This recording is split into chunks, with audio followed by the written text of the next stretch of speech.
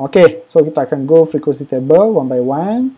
So untuk gender, kalau kita tengok kat sini kosong ni male ke female tak apalah, female rasanya, female. So kalau kita tengok female ada 66 orang, and then male ada 72 orang, so total 178. In terms of percent, maknanya 49% of our respondent tu adalah perempuan, 51% adalah lelaki. So dia lebih kurang lah sama banyak lah tu kan.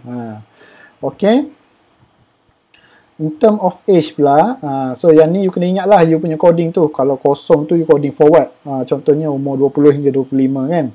So ada 16 orang yang umur dia di antara tu, 26 hingga 30, mungkin ada 30 orang dan seterusnya, right, dan seterusnya. And then kita boleh tengok in term of percent. Okay, dan seterusnya lah marital and then educational, dia sama lah macam mana nak hurai tu, working pun sama. Okay, and then this one is bar chart untuk gender. Okay, age dan seterusnya sampai semua habis lah. Educational. So benda ni you boleh copy je, right click kan, right click, and then copy, paste dalam you punya Microsoft Word lah. Macam biasa, kan dah biasa copy paste ni, benda-benda kena terror copy paste Okay, so this one is for descriptive study. So benda ni tak perlu explain banyak sebenarnya, sebab dia bukannya menjawab kita punya objective of the study juga kan. So jangan hurai panjang sangat. Hurai sikit-sikit je, letak je table dengan graf tu, dah nampak banyak dah sebenarnya. Cuma huraian tu mungkin dalam satu paragraf je kot untuk each question ni kan. Untuk each question. Okay, seterusnya kita nak buat apa pula? Kita nak buat kita nak combine kita punya variable. Sebelum kita nak buat further analysis, kita ada correlation, kita ada regression analysis. Okay, so first, before you nak buat correlation dengan regression tu, you kena keluarkan satu variable yang baru untuk mewakili you punya variable. Alright, so tadi kalau kita tengok kita punya data tadi, okay, kita ada A untuk variable yang pertama ni ada A1 sampai A4, right? So ada 4 question mewakili variables. Tapi kita tak boleh nak pakai 4-4 ni, kita kena keluarkan satu variable mewakili 4 question ni sekaligus. So macam mana kita nak buat? Okay, so macam mana nak buat? Okay, first klik dekat transform. Okay, compute variable. Okay, so tadi kita ada A1 sampai A4, right? So kita nak keluarkan A sahaja untuk mewakili 4 soalan tadi. So dekat target variable ni tulis A. Okay, and then numeric expression ni, first you buka kurungan. Okay, A1 plus A2 plus A3 plus A4. And then disebabkan kita ada 4 soalan, so kita bahagi dengan 4. Right. Okay. So macam ni cara dia untuk variable A dahulu. Okay, so bila dah siap macam tu, klik je OK.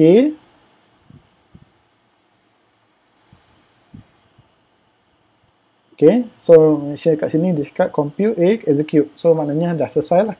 So kalau kita patah balik tengok dekat kita punya variable tu, you pergi ujung sekali.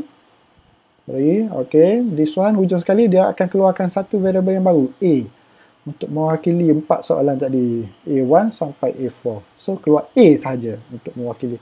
So cara kira dia kira secara purata lah, A1 campur A2 campur A3 campur A4, and then bahagi dengan 4. Okay, dan seterusnya you kena buat untuk variable yang lain lah. Kita buat transform, compute untuk B pula. Okay, reset untuk kosongkan balik B B. Okay, B1 plus B2 plus B3 Okey, so ingat untuk B ni kita ada 3 je soalan. Dia ada 3 je soalan untuk variable B. So bahagi dengan 3 lah. Bahagi dengan 3. Okey. Okey, execute. So kat sini keluar variable yang baru B. And then kita buat sampai F lah.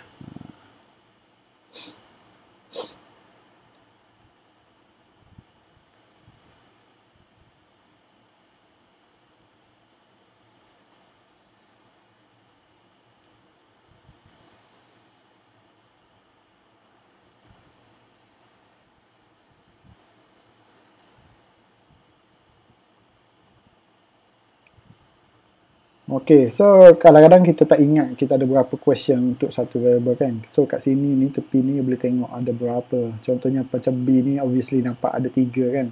Kalau C ada 4. Okay, so tak perlu risau sangat lah. Dah keluar. Okay, untuk C.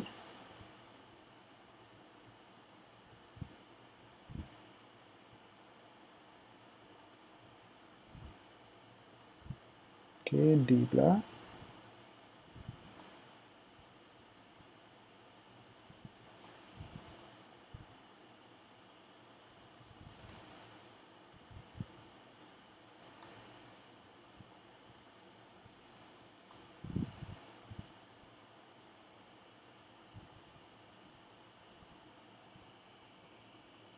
Okay, so D pun ada 4 soalan. Okay.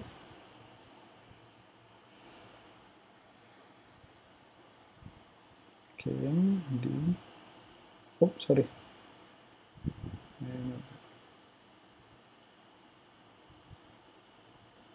Variable E.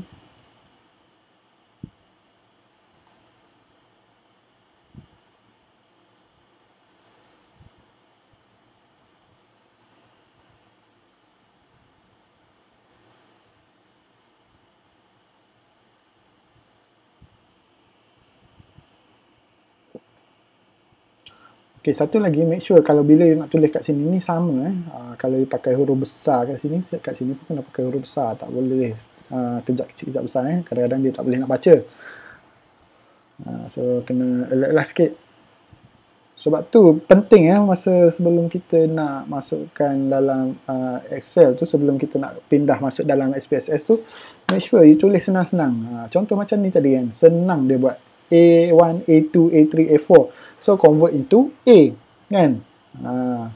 So tak perlu nak coding susah-susah lah. Coding senang-senang je.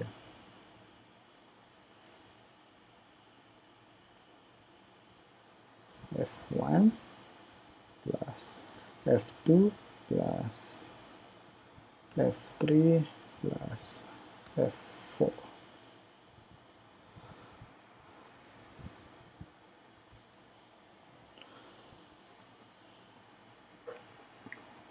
Okay, settle A sampai F. Settle variable. Okay, now kita nak teruskan lagi dengan correlation analysis. Correlation analysis. Dah settle kita maknanya lepas ni kita tak perlu pakai dah yang banyak-banyak yang belakang ni. So hanya kita fokus A sampai F ni lah. So in this case, kalau tak silap saya, F ni adalah dependent variable. A, B, C, D, E tu adalah independent variable. Biasalah kalau dalam question pun kita tanya dependent variable ni dekat belakang sekali kan. So ada juga setengah orang tu dia tanya dependent variable dulu baru tanya independent variable. Tapi depends on you lah, ataupun depends on supervisor lah macam mana dia cakap kan. Macam saya lebih prefer orang jawab question kita tu jawab apa yang itu dulu, and then barulah last kali tu ditanya sama ada dia happy ke tak dengan penggunaan internet banking apa semua kan. So bagi saya prefer dependent variable dekat belakang questionnaire. Okay, now kita nak buat correlation analysis. Correlation, so klik dekat analyze ni. Okay, go to correlate. Correlate. Okay, and then kita nak tengok bivariate.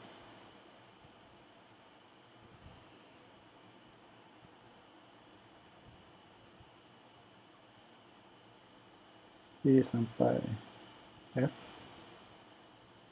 Okay, so normally kita akan pakai Pearson. Spearman ni kalau tak silap untuk non-parametric punya study. Okay, tak payah usik yang lain, just klik OK. Okay, so this is correlations.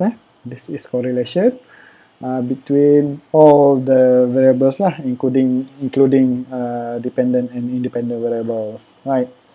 Okay, so kalau tahu kat sini F ni adalah kita punya dependent variable lah. So kalau tengok ke sini untuk dia ada beberapa maklumat kita ada kat sini.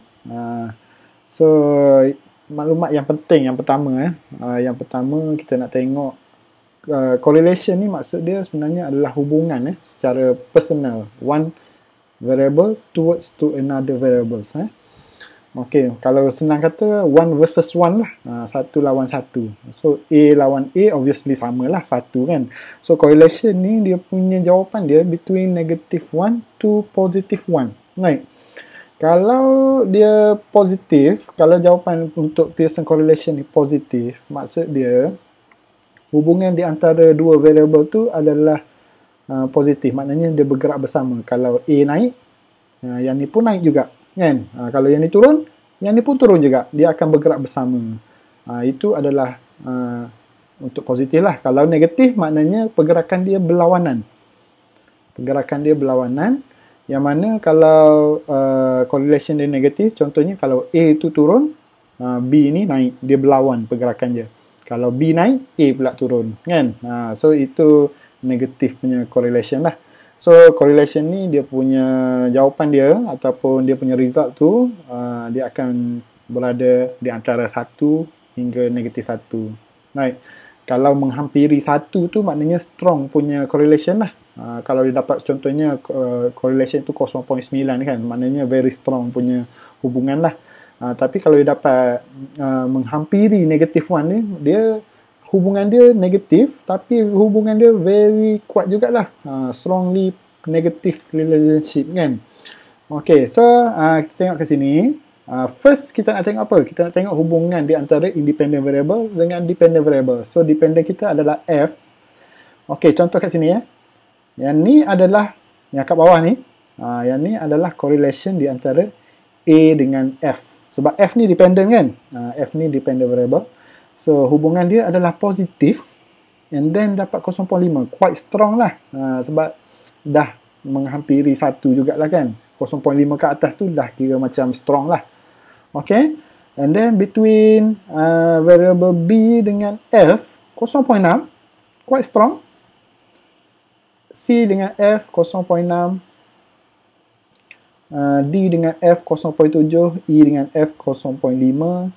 F dengan F tak cerita lah, memang satu lah kan, sebab dia dengan diri dia sendiri hubungan dia adalah perfect lah, kan? Okay, so ini adalah yang paling penting lah kalau you nak cerita dalam correlation, hubungan di antara. Tapi yang ni kita tak boleh assume dia ada hubungan lagi, sebab yang ni kita correlation correlation bukan menggambarkan hubungan. Dia menggambarkan pergerakan. Dia bergerak bersama. Tapi tak semestinya dia ada hubungan. Kan? Okay, itu correlation.